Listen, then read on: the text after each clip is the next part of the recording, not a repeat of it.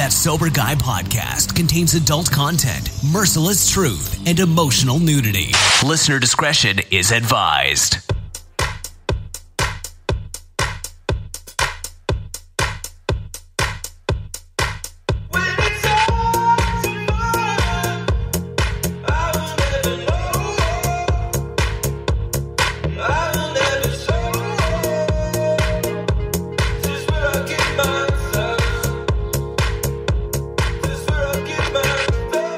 Yo, what's up? Thanks for tuning in today to another episode of Sober Guy Radio. Thanks to Humans for bringing us in, and of course, thanks to you for supporting the show. Today's guest is Charlie the Spaniard Brenneman, and Charlie is a professional MMA fighter, former member of the UFC. He's a speaker, he's a mentor, he's an author, he's also a dad and a husband. He had a successful high school wrestling career, which took his talents to Lock Haven University. And he achieved a top 12 finish at Division I Nationals and also made first team All-Academic. Decided to go on and teach Spanish for the next 3 years and simultaneously was featured on the show, on Spike TV's show Pros vs. Joes, which he ultimately ended up winning. Shortly after that, he decided to leave his job as a Spanish teacher and go on to pursue his master's degree and begin his professional fighting career, which the Spaniard was born shortly after. In 2011, he was ranked as high as number 7 in the world. And just last year in 2015, he also published his autobiography, Driven, My Unlikely Journey from Classroom to Cage. And it's a damn good book. We talk quite a bit about it in the episode, get into some of Charlie's peaks and valleys of his career. I want to be upfront. Charlie is not an alcoholic or an addict, nor did he really have any substance abuse issues in his family. He really came from a great background, which, to be honest with you, is refreshing to hear.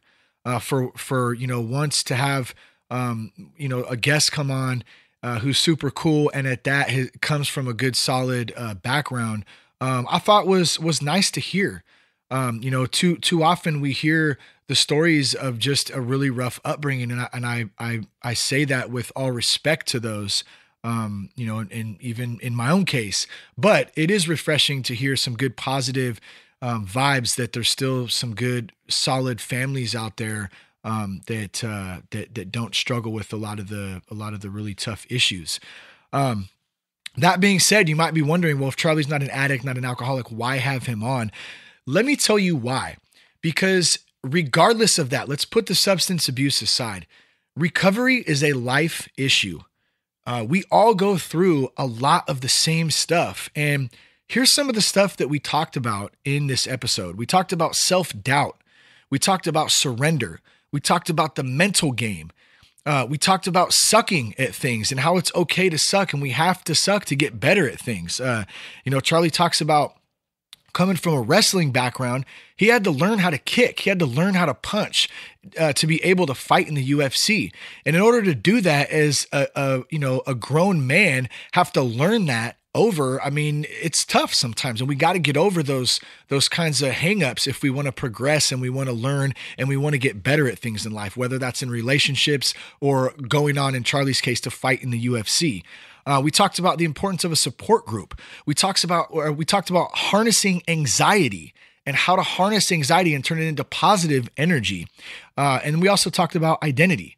But I just wanted to be upfront with that in case you were wondering, why? Well, this is why, and I'm really stoked to bring this to you. I think you're going to love it. Charlie's a great dude, and I'm gonna stop blabbing right now, and we'll get a word from our sponsor first, and a couple other short plugs after that, and then we'll get to Charlie's episode. At Foundations Recovery Network, our mission is to create lifetime relationships for long-term recovery. In our history of doing good is the promise of your future getting better. So if you or someone you love needs help, please know we are here to help. And the sign on our door says, "We care." We create an individualized treatment plan for the whole person, for the whole you, because to us, you matter. The first step to recovery is heroic. We know that.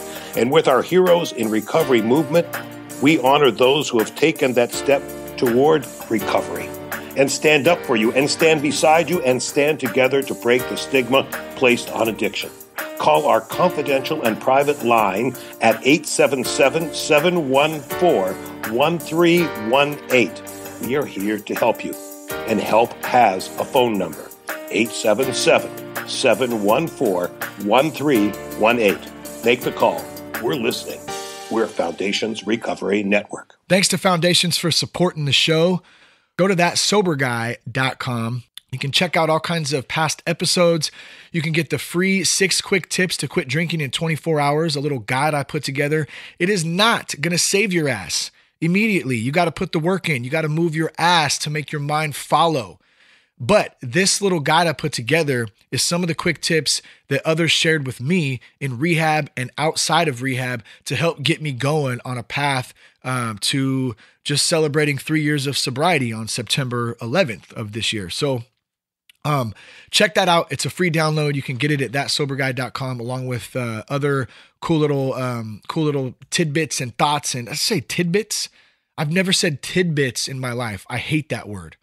I'm not sure why I just said tidbits.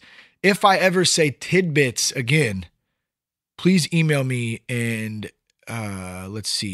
punch me in the face somehow through an email, if that's even possible, or tell me I'm punching you in the face right now because you said the word tidbits. I just said it again, so somebody's got to email me. Anyways, also, we're going to get to Charlie in just a second here, but I'm going to stop blabbing. Go to Patreon. Patreon.com/SoberGuyRadio. That's one way you can also help support the show. You can also get access to the new Real show with the Jess and I. It's really just about being in a relationship in recovery. We air out some funny stuff, some serious stuff. Last episode, we talked about codependency, and you can get that on patreon.com/SoberGuyRadio. Let's do a quick iTunes review of the week, and then we're going to get to Charlie the Spaniard Brenneman. All right, so this review comes from Chewy01, and it's 5 stars. It's titled Supporting Sobriety. It says, the love and support that you breathe back into the recovery community with every podcast has been amazing. I'm in my 2nd year of sobriety, and you've done a great job of showing us all where we can find new information to help along the path. Thank you, and keep it up. Chewy, thanks, man. Thanks for supporting us. Those reviews on iTunes are awesome, and they really help rank the show and help other people find the show. So another great way to support us, go to iTunes and leave us a 5-star review. I told you we were going to get to the episode. I lied. One more quick thing that I have to announce.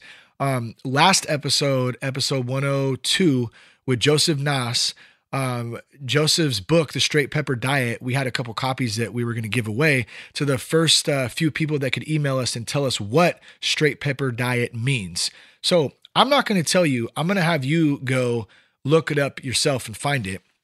But if you go to page 69 of the big book of Alcoholics Anonymous, and it has to do with sex, so I'm not sure if that was just a coincidence that it happened to be page 69. That is the dirtball brain of mine where it automatically goes, the dude in me, I guess. But in any case, you can look it up and see what straight pepper diet means there. John from New York, Diana from Massachusetts, and Becky from Indiana all sent in the emails. They were the first 3. I got a bunch of them, but they were the first 3. And so they're going to get those books shipped out to them this week sometime. So thank you guys for interacting and being a part of the show. And you're going to love the book. It's awesome. It goes into much more detail about Joseph's story, even than we touched on in the, episode 102, which is, it's absolutely an amazing, ridiculously crazy story. So if you haven't heard that yet, go back and check it out. Now, without further ado, let's get to Charlie the Spaniard Brenneman. All right, welcome. We're talking with Charlie the Spaniard Brenneman today. And Charlie is a professional MMA fighter, former member of UFC. He's a mentor. He's a speaker. He's an author. He's an all-around good dude. And I'm very blessed to have him on the show today. Charlie, what's up, man? How you doing? I'm doing pretty well. And, you know, it's oftentimes hard for me to say what I do. You know, people will say, what do you do? And it's very hard. And you just put it into, if I could actually borrow that audio clip, I'm just going to repeat that. All right, man. I'll send it over to you. I'll cut it up and send it over. Thanks. Right on, man. Well, hey, it's great to have you on the show. I know we've been kind of going back and forth and trying to make this happen. You know, honestly, this show, the main focal points of it is addiction recovery. It's recovery from life, really, though, is what I've come to realize. And I thought kind of, how can I have Charlie on and how can we talk about his story and relate it? And in all honesty, man, the more that I thought about it and the more, like, I have a buddy, Christian, him and I are pretty close, and we talk. He's not alcoholic. He's not an addict, but he brought it to my attention a couple times is that, man, like, we struggle with the same things. The only difference is that, you chose to use alcohol as a tool to kind of handle that. I do other things. So I guess my point here is this is a life struggle for many of us, and it's about trying to better ourselves and better our families. And you have a lot of experience with that, and I'm really interested into diving into it. You also have a book that you have put out called "Driven: My Unlikely Journey from Classroom to Cage," and I'm about 3/4 of the way through that, and it's a phenomenal book. So we'll dive into that, man. Maybe you can start with a little bit about yourself, a little bit about your background, and we'll kind of roll from there. For sure. And to touch on what you said earlier with the intro there and connecting the two paths, I mean, you're exactly right. So, I grew up and I was very fortunate. I had a great family, great parents, a great, I oftentimes joke and say I was born in Pleasantville, but I mean, all reality, I kind of was. I mean, I was very lucky, very fortunate. And I never got into drugs and alcohol, but as you said, my wants, my desires took me in another direction, but the power of those wants and desires shaped who I was. And the struggles that I have are a result of, those desires I had. So when you look at it that way, it is pretty similar. Yeah. But like I said, I grew up in Pleasantville, Pennsylvania. That's really the name of the town? No. Oh. No. I was about to be like, oh, no way. I almost just went with it, but no. Yeah. It's called Hollidaysburg, very, very small town, central PA. And, I grew up a wrestler and man, that sport it shaped me. I owe it. If I could, make a statue of wrestling, I would, because it really shaped me into the man I am today. And though I became a UFC fighter, wrestling is truly where it was at for me. I mean, that sport introduced me to heartache and success at such a young age. And it just builds you up and tramples you down. And oftentimes I wonder if the sport is actually fun. Like I just had a son. I hope he wrestles, but I'm going to tell him straight up on the first day. Yeah. This is not fun at all. Yeah, man. Congrats on that. That's how old is he? Thank you. He's 2 weeks old. Oh, 2 weeks? Oh, yeah, damn. You did just have a son, man. Congrats, dude. That's super awesome, man. Thank you very much. Yeah. One of the best things, man, being a dad, man, there's nothing better. One of the most challenging things, though, at the same time, I got to say. It certainly is. And I'll tell you what, I'll get back to my story quick, but so I'm a big proponent of reading. I think reading is like super valuable. I do it every morning. Yeah. And I tell you what, I just read How to Win Friends and Influence People. Oh, that's a great book by Dale Carnegie. Yeah. And I literally think it changed my life. I really and truly think it changed my life. The way I interact with my wife, like understanding that how stinking overwhelmed she is and being a sounding board and putting my wants not first. Yep. So it's funny too how that book was written. Like I want to say, I don't know, what was it, the 30s or I know it was written years ago. Yeah, and how relevant it is to today still. So I mean, there's something there that it's timeless in a sense. For sure. So my son's name is Rocky, by the way. Nice. Rocky. Yeah, powerful name. That's a damn powerful name. And so I took wrestling up through college, had a so-so career, but I ended on a high note. And that high note took me back to Pleasantville, Hollidaysburg, and I became a Spanish teacher and wrestling coach. And then I oddly, luckily, got cast on a reality show on Spike TV called Pros vs. Joes. Yeah. And I ended up winning it. And when I won it, it was like the first time, and we're talking about, everything we're talking about, whether it's with addiction or whether it's with pursuing the UFC, et cetera, is, it's discipline or lack of discipline. It's this issue of these things in front of you. And when I went into that show, I had always been a good athlete, but I was never like the best. Yeah. But for some reason, through that experience I think I was 23, 24 years old, I knew I was going to win. So, and I won. And I got home and I said, holy crap, that never happened before. I never had that much confidence in myself. It's like, it never happened. So I thought, what the heck can I do with this confidence? Yeah. And then it was like, well, the only thing I'm good at is physically dominating people, grabbing a hold of people, throwing them down, putting them on the mat.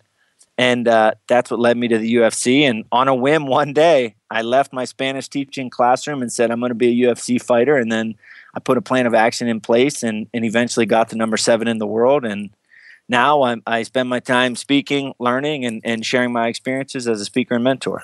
It's awesome, man. It's awesome. And I love the fact of pointing out that I know exactly what you're talking about when you know that when there's no doubt in your mind. And it's not a overconfident arrogance type, because I've experienced it too, where, and for mine, it's been with a couple things. Like, it was like, for instance, I can think back to one, there was a job. And as soon as I saw that job, it was in the paper. I mean, this is when I was probably, 19, 20. When I saw that job, I knew I was going to get it no matter what. There was no doubt in my mind, and I ended up getting it. And so I know exactly what you're saying, a little different scale, obviously there. But do you still experience that? And how have you been able to kind of transition that into other aspects of your life? For sure. And yes, I do still experience it. And I experience it, like I said, I just have my son Rocky. I also have a daughter named Gracie. And it all goes back down to mindset. So my podcast is called A Fighter's Mindset, and it has nothing to do with literally fighting. It has everything to do with living with a fighter's mindset, believing that I'm going to win this fight. In this fight, whether it's your fight with addiction, whether it's your fight with getting up early, whether it's your fight with your job, an annoying coworker, patience with your kid, whatever it is. Yeah. And for me, I look at my kids, and I truly believe, like, this was a decision I made, that I am the best father in the world. And, you might be a better father than me. My brother might be a better father than me, but it doesn't matter, because I believe that I am, and my actions reflect that belief. So, someone listening might say, well, if you're not really that thing, then why would you even believe it? And I would say, well, if you're going to be that thing, you have to believe it. Yeah, you got to fake it till you make it. Exactly, man. That belief is step number one. Well, no, and I had something that I pointed out, or I took some notes on quite a few things that really stood out to me in the book. One of them, mental game directly affects your physical game. And so it starts with our minds. And that's kind of what you're alluding to right now. When we think positive, when we think negative, we're going to get the outcome that we're thinking about. So whether it's being a good dad, whether it's being a fighter, whether it's, hosting a good conversation on a podcast, or it's just showing up and going to your job and doing the best job you can do, it starts with us. There's that self-responsibility piece when we're talking about life in general. For sure. And, part of what I'm doing now is speaking, and I do a good bit of speaking in schools with youth and educational settings, but I'm also branching into corporate speaking. And one of the things I always ask is, I talk about leadership, and I ask about leadership. Who are some examples of leaders? And it's always the same thing. Pretty much Tom Brady, I feel like, Peyton Manning, always the president of the United States. Yeah. Everyone says that, but then I say no. And this goes back to what you said about, it starts with us. It's like, no, you are a leader. You lead yourself. You lead everything. The world reacts to you, how you act to the world. And, I think it's extremely important to have that awareness that, oh man, I am my own leader. I got to lead myself. Yeah.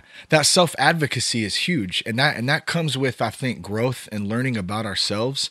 And in order for us to learn about ourselves, we got to be honest with ourselves. And I guess that would kind of bring me into a little a story, I guess, that's in the book that I thought was kind of funny. And I think that it's I think especially for dudes out there, for grown men, we don't like sucking at things. Like, to suck at something, it sucks, and it's hard to admit, but if we can't do that, how are we going to learn it? How are we going to grow? And so when you talked about two of your mentors, Dave and Darcy, and when you went to initially see them to start training, and you're a wrestler, like you've never, had a lot of experience kicking. And so you had to basically learn like how to kick. And I know that probably is not an easy thing to go in there and actually, not be very great at something and have to do it, but you did. Take us through that process and how that's kind of turned over into your life beyond just learning how to kick. Yeah, I talk about that in my book, and you cut out there for a minute, Shane, so I want to make sure I'm answering the question correctly. If I'm not, just hard stop me and let me know. All right. But yeah, when I went into professional fighting, like I literally had to teach myself. I didn't know. I had never been in a fight. I was beat up one time when I was a kid, and I tried to run away from it. So I didn't like it, man. Yeah. I wasn't a natural fighter. So yeah, I went into to my gym. Like on the first day I threw a kick, and my coaches didn't laugh out loud at me, but they almost did. I mean, years later they kind of told me how awful it was and how they had their hopes up, and when they saw it, their hopes were down. So for me, and I listen to Jocko Willink a lot. He wrote Extreme Ownership, and he talks a lot about humility. And I just think that humility is the key to everything. If you can walk into any situation, be a sponge, be a learner, and drop your ego, I mean, it's huge and valuable in every aspect. Man, dude, humility and recovery. And we talk about some of the 12-step programs. I get emails a lot about how I don't want to go out in my community. I don't want to go into a meeting, and I understand certain aspects of that, of course. So I'm not, I get that there's fear involved. There's anxiety. Maybe someone doesn't want to see someone they know. I get that part of it. But dude, you hit it on the head right there. It's humility. In order for us to change and get better at things, whether it's recovery, whether it's, our relationships with our wives, with our kids, with our friends, or learning how to kick, we have to experience that and let that ego down and be able to be honest with ourselves, right? So I think that kind of would lead me into how important support groups are. So is it family? Is it friends? Is it, if you're in recovery, is it a 12-step program? I know you talk a lot about a support group. You had your brother Ben, who was your brother, obviously, and is also your manager and co-manager at one point. And they, your team that surrounded you through up and coming, through fighting and then into the UFC was so strong, and they were able to handle a lot of things for you and help you grow and help you succeed in the best way possible. Talk about how important it is in any aspect of life to have support around you and people that you trust.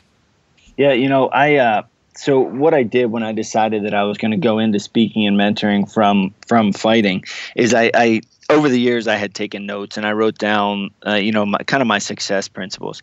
And one of those success principles is surround yourself with the best.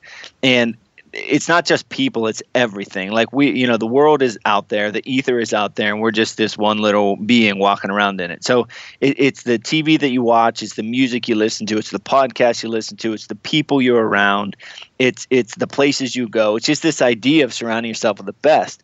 And when I decided that I wanted to start fighting, it was like I made the decision that, okay, if I'm going to do this, there's only one way that I'm going to do it, and it's by being around the best fighters and trainers on the planet. Yeah. And so that was my mentality going into it from day one.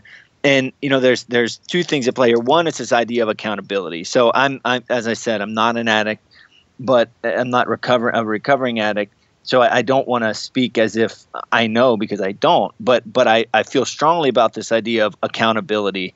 And if you're going out with other guys and girls who are drinking and smoking, you're probably going to be pulled in that direction. If you go out with someone like yourself, Shane, you're probably going to be pulled in the right direction. So that power of influence and that accountability is huge.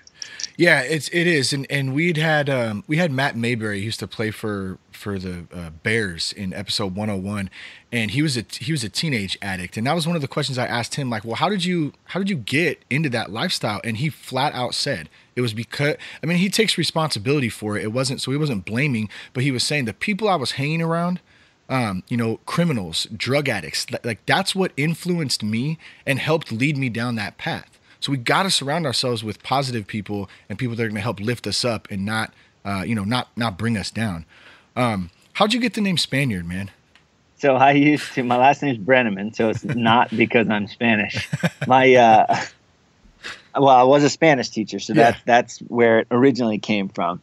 But my wrestling coach started out, we do wrestling camps every summer, and he'd give us all nicknames, and I had real long curly hair, and some of the older guys, I'm 35, so my age and older, would remember Antonio Banderas. He was like, he was it, man. He was the cool. From dusk till dawn. Yeah, he was the bee's knees, man. He was it. And I kind of looked like him. So Coach started calling me Antonio Banderas. Little by little, that morphed into the Spaniard. So when I started fighting, I became the Spaniard. Before pursuing the UFC, I taught junior and senior high Spanish for 3 years. Nice. Okay. I saw there's a couple of pictures, man. I love the hair. Do you still have the long hair, or is it cut back now? I'll tell you what's really funny about that, though. No, I don't. But I have mugs. Like my wife and I get like these little personalized mugs. Uh-huh. And just this morning, I was drinking a coffee, looking at a picture where I had this long curly hair, and I thought, dang, I kind of want to grow that back. So I don't know. Yeah, man, it's fun. You got to change it up sometimes too, you know. Oh, that's funny. It's easier said than done, man. It's a pain in the butt. Yeah, I know. I actually have I'm letting my mop grow right now too, man. And it's fun because it's different, but at the same time, like out here I'm in Northern California, and like yesterday, it was like 100 degrees here yesterday still. So I'm like, man, dude, if I just had a shaved head right now, this would be a hell of a lot easier. Yeah. Well, one of the things I think leads people to substance abuse, and that could be a number of different things. I think I always first thought I think of as, alcohol or drugs. I mean, that could be food, that could be sex, that could be all kinds of self-destructive things. And I think a big part of that is anxiety, is stress, is certain feelings that we don't know how to deal with. And when we put your career in context, you had, you're on a very big stage at a couple points in your career. And you talked about harnessing nerves and anxiety and being able to turn those into positive energy. And I'd love for you to share a little bit your thoughts on that and how you were able to do that. Yeah. So, understanding from the beginning that nerves, I was just listening to the podcast this morning, and it was talking about this idea. It was a quote. Jocko Willink was reading a quote from an old war book, and it said something about like, no sane man is without nerves in battle, or something like that. Yep. And it's so true. So like right now, the importance is accepting like, okay, I'm going to be nervous. I'm going to be scared. I'm going to be overwhelmed, etc. Like that's it. Yeah. You're never not going to be that way. So having that understanding and that awareness from the beginning is extremely helpful. And then what begins to happen is once you have that understanding and that okay with, okayness with it being that way, then if you just break things down in little incremental steps and bust your butt in every single one of those steps, the end product becomes not this big. So, for example, I'll go into a big fight against a big scary guy, Anthony Johnson, Johnny Hendricks. Mm-hmm. So, like, you look at it at the surface and you think, oh my gosh, this is crazy. I'm going to be on TV. I'm fighting this animal. This is terrible, terrible.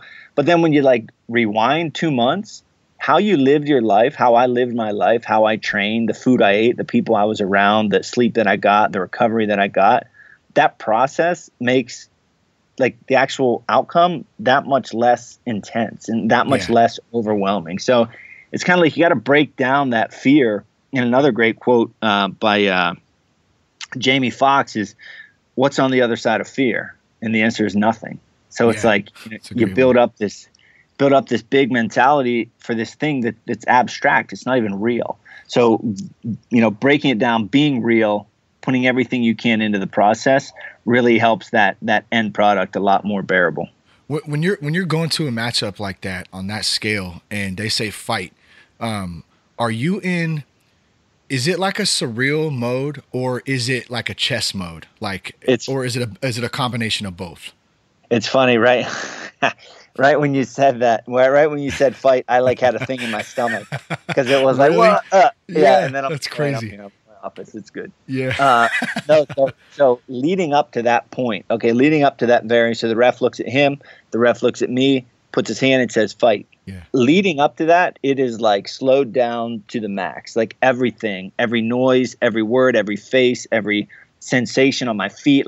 One thing I remember the most is the sensation of the canvas on my feet in the octagon. And up to that point, I'm thinking like literally I was thinking like, what in the heck did I do to put me here right now? And then about when I get done saying now is when he says fight, and then it is just boom. It is like zero chess and go. Yeah.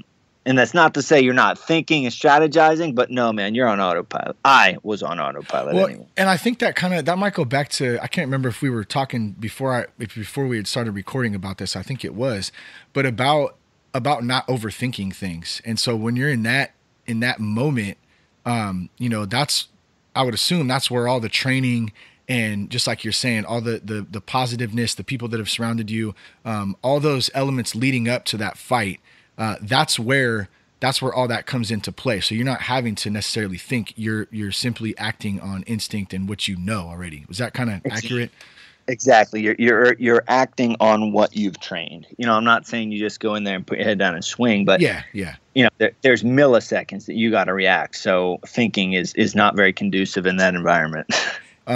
One of the things that is huge in recovery, and I think it's huge in life at that, is acceptance. And so I kind of feel like when we're talking about the anxiety, the nerves, and stepping into something on a large scale, or maybe it's just something small that we're dealing with in our everyday lives. How would you look at that acceptance piece? And maybe you can just talk a little bit more about that, like that part of anxiety when we freak out and we actually fight ourselves. Or let me speak for myself. I fight myself on that. So if I'm stewing on something and I'm just, man, I can't get out of my mind, or it's pissing me off, or, it could just be something around the house or something at work or whatever. As soon as I remember, like, man, just accept it and embrace it. It is what it is, and thy will be done. Dude, there's something that comes over me that can just, like, that energy just flows out of me and I feel like at peace. Did you experience that at all in fighting, or maybe just in your everyday life too? Yeah, very much so. Another favorite quote of mine is, how you do one thing is how you do everything. And I look at, so I set for myself a standard of excellence, and I didn't say I live a life of excellence. I said I strive for a standard of excellence. It's just, it's how I'm wired. It's how I was, I guess you could say, trained. It's how I was raised as a kid for that to be the default. So, yeah, I mean, I go into these fights, or I would go into these fights, even in speaking and mentoring, man. Like, I'm up at 4:30 reading and learning about how I can be a better speaker and mentor. It's how I'm wired. But I mean, that being the case, you and how you live your life in sobriety, like you just said, acceptance, that will be done. Like, I would walk into that fight and I would accept that, hey man, this is a fight and anything could happen. Yeah. And I'm okay with that. I'm at peace with that, because the way that I lived my life up to that point made me feel that way. It's not like you get to the counter and you purchase peace and like acceptance.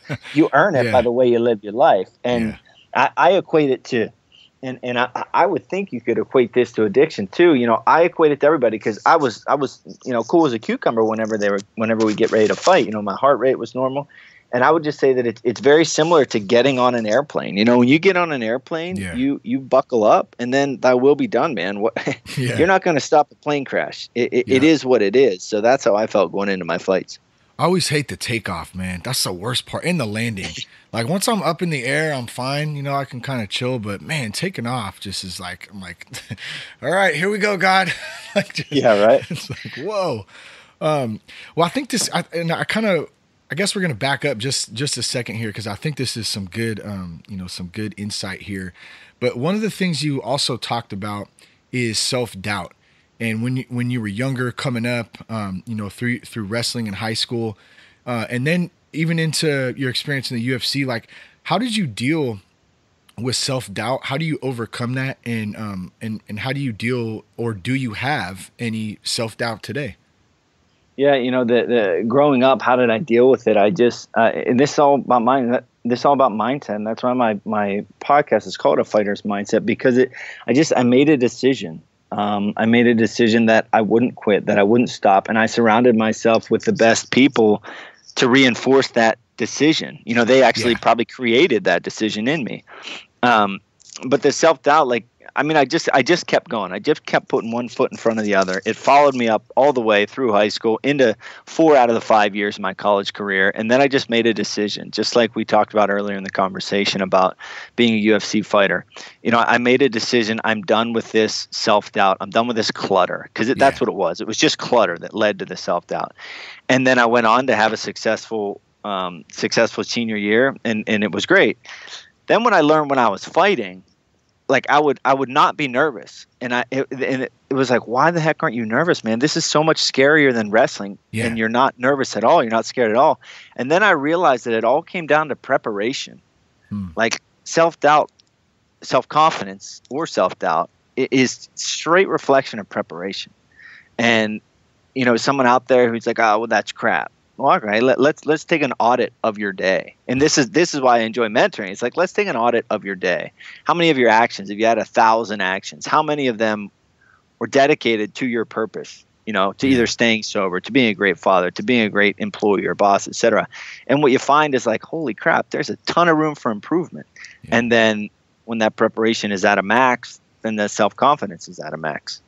Yeah, man, that's great. That's right on point. In doing the work and taking action, it's tough sometimes, to stay. I guess for me, I really have to focus on staying conscious and not letting my subconscious take over. Because when my subconscious takes over, dude, I can walk around like a robot, like literally. I think I'm doing stuff, but like you pointed out, am I accomplishing the purpose that I set for today? Whatever that may be. It could be a number of different things. Staying in tune to that. And I think you're probably, I would guess, and correct me if I'm wrong, you're probably on a pretty tight schedule, right? Like, do you schedule your day out pretty tight? I pretty much have a big pocket because this is all I do, speaking, mentoring, building this business is all I do. So I have a pocket of time and about 1,000 tasks. Yeah. So I'm getting better at it, but there's not much aimless doing anymore, to be honest. Yeah, for sure. Yeah. It's hard to do that. I'm working on that myself and just trying to be very diligent about, scheduling things so I can get the most out of the day. I wish sometimes there was 32 hours in a day. I'm like, I feel like I'd get more, but that's obviously not going to happen.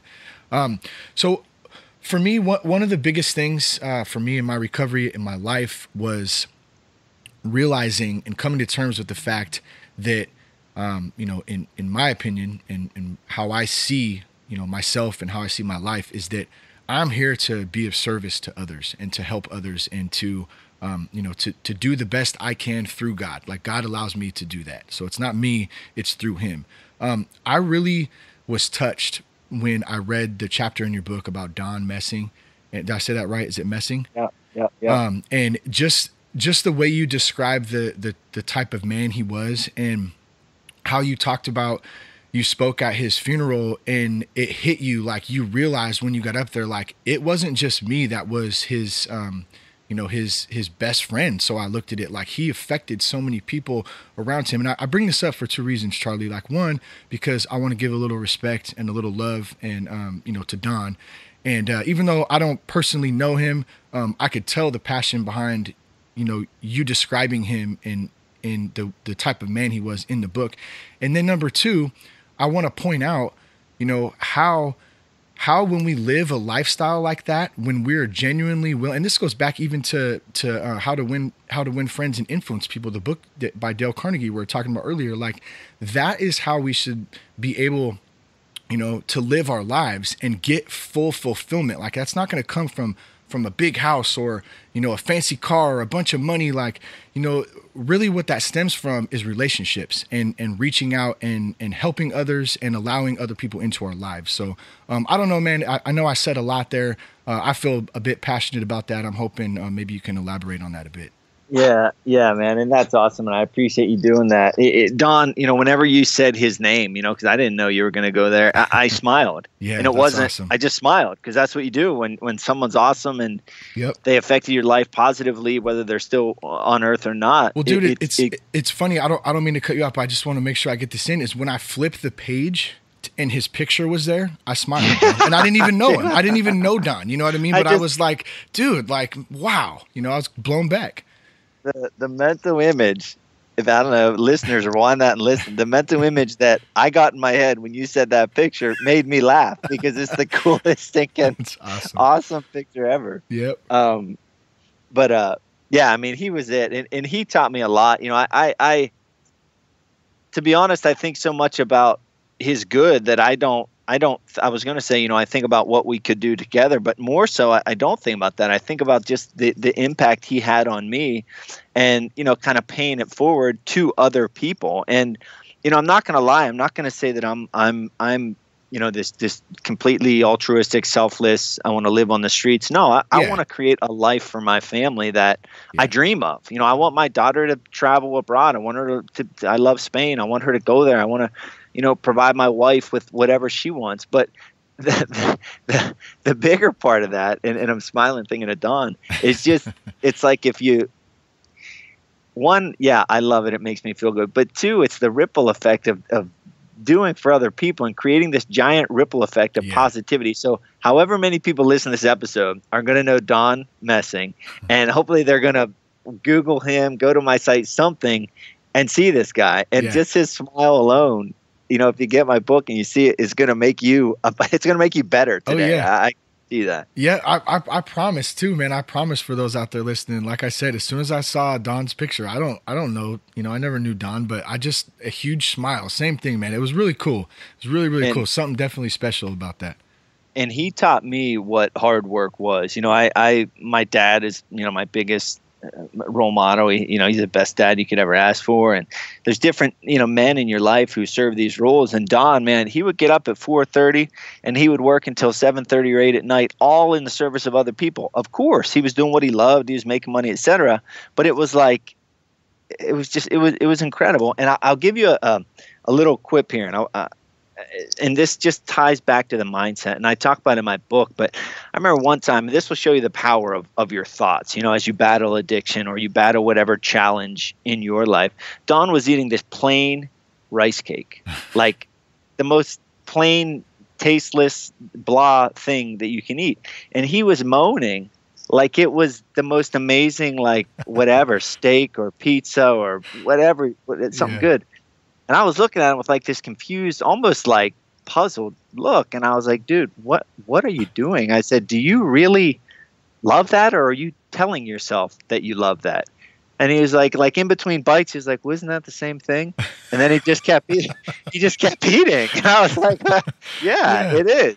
Because you repeatedly tell yourself. So that was a learning lesson. That's funny, man. And when I hear that, and I think that's in the book, like you said too, I was picturing we had just watched What About Bob we let my daughter. I don't know if you've seen that with Bill Murray.